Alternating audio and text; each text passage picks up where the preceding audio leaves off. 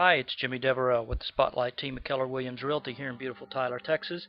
And today we're going to start a multi-series webcast on navigating East Texas Tyler area foreclosures. And essentially, what we wanted to do, we get a lot of questions about foreclosures. We have a weekly foreclosure list that we provide. It's a pretty robust market. People looking for foreclosures right now. But you hear a lot of different and sometimes misleading information about the whole foreclosure process and buying foreclosures. So this video series that we're putting together, we really kind of framed it so that it'll give you details that you need to understand the market, understand the process, what happens, and how the process works, and more importantly, if you're ready and it's an area that you want to get into, really how to take advantage of that foreclosure and distress market. Again, this series is put together by myself and Elizabeth. We are partners with the Spotlight team here with Keller Williams Realty in Tyler. Again, we've got three parts to this particular series, and this first part, we're really going to talk about understanding the Tyler residential foreclosure market. And again, what you hear and what you read sometimes, particularly in some of the national news broadcast or some of the national periodicals, is that foreclosures are the predominant market that's out there, and so that's really having a huge impact.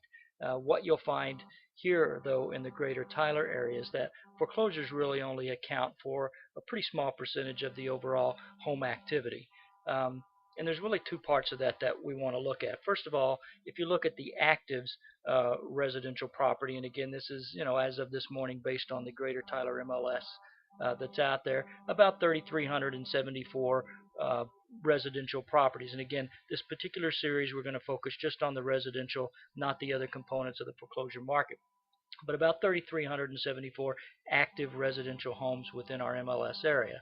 Now, of that, 115 of those are foreclosure properties. So less than 3.5% are actually what's in the market itself. So not a huge impact in terms of overall numbers. Now, when you look at the sold properties, you've got, again, through July, and based on numbers that I pulled this morning from the Greater Tyler MLS, we had about 1,328 residential properties that have sold within the area, and of that, 202 were foreclosure. So about 15% of the actual sold properties are foreclosures. And again, that's a little higher than the 3.4% that you see in the overall market. But again, that pretty much makes sense and falls in line because you'll find that those properties are typically priced a little bit less than what the median price is for other homes, and you'll find that they're priced a little bit more competitive in the market itself. Now, to get more details on the pricing, stay tuned. Part 2 of this series will talk specifically about the foreclosure pricing and what that is here in this particular market.